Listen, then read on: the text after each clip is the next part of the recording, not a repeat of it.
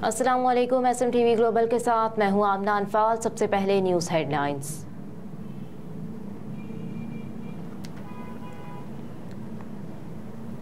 पाकिस्तान आलमी ताकतों के दरमियान महाज आराई में फरीक नहीं बनेगा। निगरान वज़ीर-ए-आज़म अनवारुल हक काकड़ ने कहा है कि गुज़िश्ता 30 सालों में मगरिब का पाकिस्तान के साथ सलूक गैर मुनसिफाना रहा।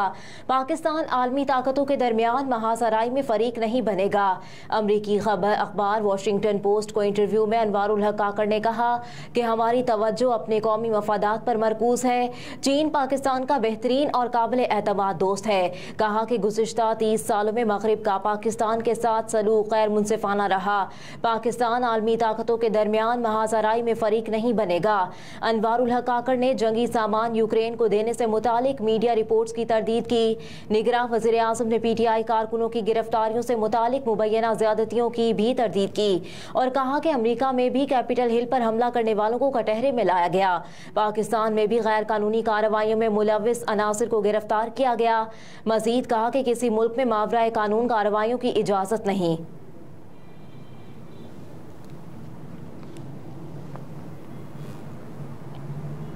मुल्क की अमन और खुशहाली के लिए हमें अपनी कोशिशों को हम आहंग करना होगा। Army chief general Asim Munir ने कहा है कि ख़वातीन ने मुल्क की तरक्की में मुस्बत और अहम किरदार अदा किया।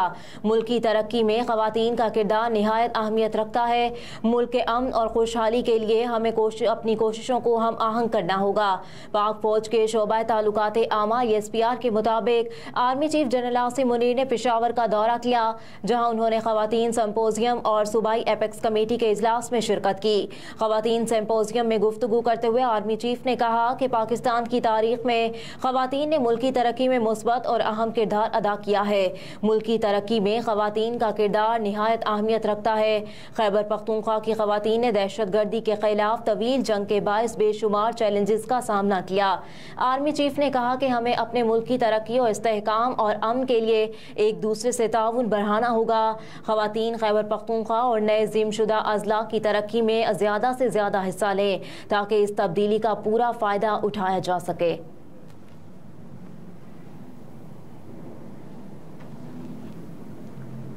सानिया जड़ावाला जैसे वाक़यात रोकने के लिए खुसूसी अदालतें कायम की जाएं। इस्लामी नजरियाती कौंसिल का मुतालबा।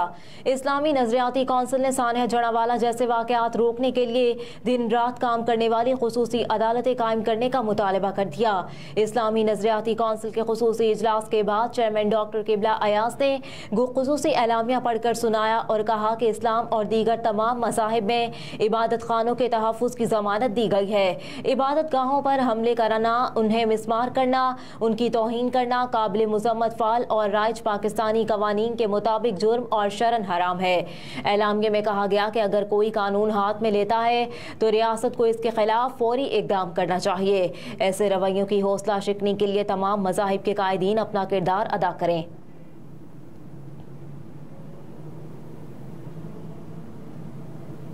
सारा इनाम कत्ल, तफ्तीशी अफसर का बयान रिकॉर्ड। मकतूला के वालिद वाक़े की तफसीलात सुनकर रोते रहे। इस्लामाबाद के सेशन जज आजम खान की अदालत में सारा इनाम कत्ल केस की समाअत हुई। प्रोसिक्यूटर राना हसन अब्बास, तफ्तीशी अफसर हबीबुर रहमान, मकतूला के वालिद इनामुर रहीम, मुलजिम के वालिद अयाज अमीर और मुलजिम शाहनवाज अमीर पेश हुए। तफ्तीशी अफसर ने अपना बयान कलमबंद कराते हुए अदालत को बताया कि जाए वक़ुआ पर मकतूला सारा इनाम की शलवार खून आलूदा थी। शाहनवाज अमीर को जाए वक़ुआ से गिरफ्तार किया। लाश सर्द खाने रखवाई, लेकिन क्योंकि वालिदैन बैरून मुल्क थे, आला कत्ल काले रंग का डिम्बल जाए वक़ुआ से बरामद हुआ। कहा कि मुलजिम से 5 पासपोर्ट और 5 मोबाइल बरामद हुए।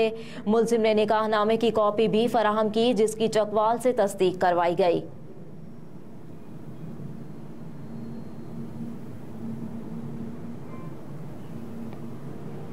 फातिमा कत्ल केस की मरकजी मुलजिमा हिना शाह को जुडिशल रिमांड पर जेल भेज दिया गया।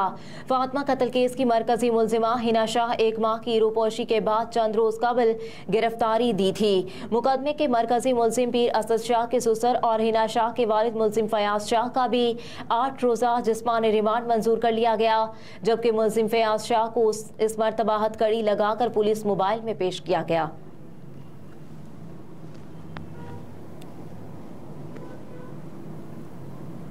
इलेक्शन कमीशन ने इब्तदाई हल्का बंदियों की रिपोर्ट शाया कर दी। इलेक्शन कमीशन ऑफ पाकिस्तान ने इब्तदाई हल्का बंदियों की रिपोर्ट शाया कर दी है। इब्तदाई हल्का बंदियों की रिपोर्ट इलेक्शन कमीशन की वेबसाइट पर डाल दी गई।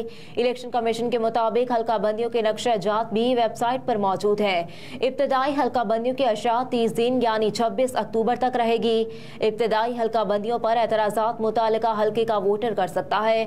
इलेक्शन कमीशन ने कहा कि 28 अक्टूबर से 26 नवंबर तक एतराज़ात पर फैसले किए जाएंगे। एतराज़ात जमा कराने वाले के लिए लाजिम है कि वो मुतालिका हल्के का वोटर हो। जिले के नक्शे इलेक्शन कमीशन से कीमत अदा करके लिए जा सकते हैं।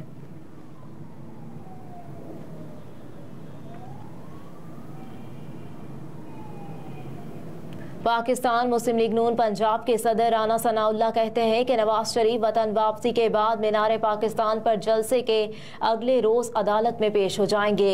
राना सनाउल्लाह ने मजीद कहा कि नवाज शरीफ 21 अक्टूबर को लाहौर पहुंचेंगे। पहले मीनार पाकिस्तान पर जलसे से खिताब करके नून लीग की इंतखाबी मुहिम का आगाज करेंगे।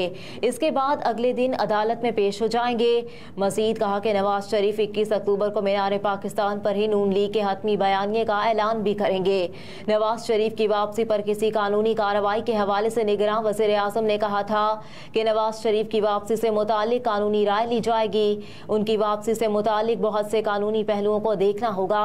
हम जो कुछ भी करेंगे वो पाकिस्तान के कानून के मुताबिक करेंगे। दूसरी जानिब रहनुमा मुस्लिम लीग नून खुर्रम दस्तगीर ने कहा कि नवाज शरीफ मुल्क की 2 अदालतों के मर्जी से बाहर गए थे, अब अदालत की ही मर्जी से वापस आएंगे।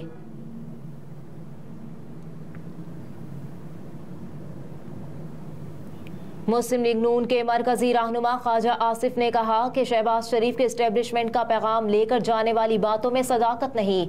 सियालकोट में मीडिया से गुफ्तगू करते हुए ख्वाजा आसिफ बोले कि शहबाज शरीफ से मुतालिक खबरें गर्दिश करती रहीं कि वो 2 रोज रहे और वापस चले गए। बाज़ चीज़ों की टेलीफोन पर मुशावरत नहीं की जा सकती, कुछ बातें बिल मुशाफा की जाती हैं। मीडिया पर खबरें ज़ेर गर्दिश थी कि शहबाज शरीफ ने गुजरांवाला में अहम शख्सियत से मुलाकात की और फिर अगले ही रोज़ वो एस्टेब्लिशमेंट का पैगाम लेकर लंदन रवाना हो गए।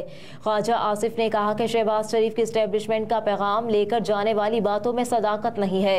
शहबाज शरीफ ने नवाज शरीफ से इलेक्शन और दीगर सियासी उमूर से मुतालिक भी मुशावरत की। साबिक वज़ीर दिफा ने कहा कि नवाज शरीफ 21 अक्टूबर को वापस आ जाएंगे। इरादा पक्का है, नवाज शरीफ की वापसी की भरपूर तैयारी कर रहे हैं।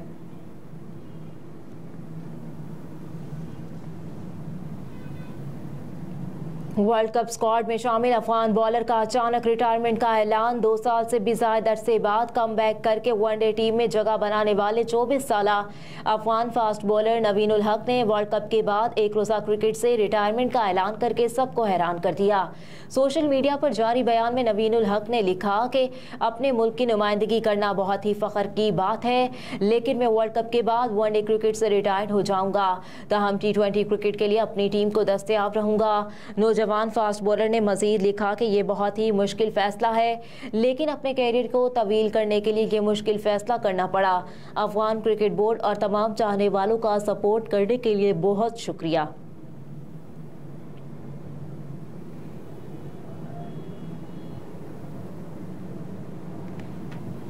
और अमेरिका ने इसराइल को वीज़ा फ्री ममालिक की फहरिस्त में शामिल कर लिया। अमेरिका ने इसराइल को वीज़ा फ्री ममालिक की फहरिस्त में शामिल कर लिया है। फैसले के बाद अब इसराइली शहरी भी अमेरिका में बगैर वीज़ा दाखिल हो सकेंगे। खबर एजेंसी के मुताबिक इसराइली शहरियों का अमेरिका में वीज़ों के बगैर दाखिला 30 नवंबर से शुरू होगा।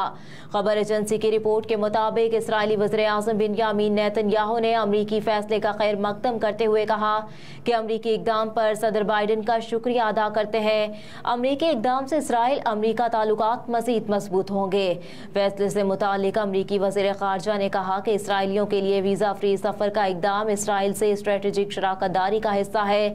इस इक़दाम से इसराइल में अमरीकियों को भी आज़ाद नक़्ल व हरकत का मौका मिलेगा।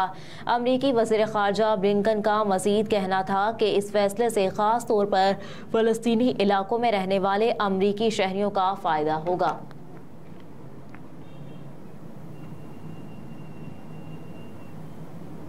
हेडलाइंस आप जान चुके, इसके साथ ही न्यूज़ स्टूडियो से फिलवक्त इतना ही। आप देखते रहिए SMTV ग्लोबल।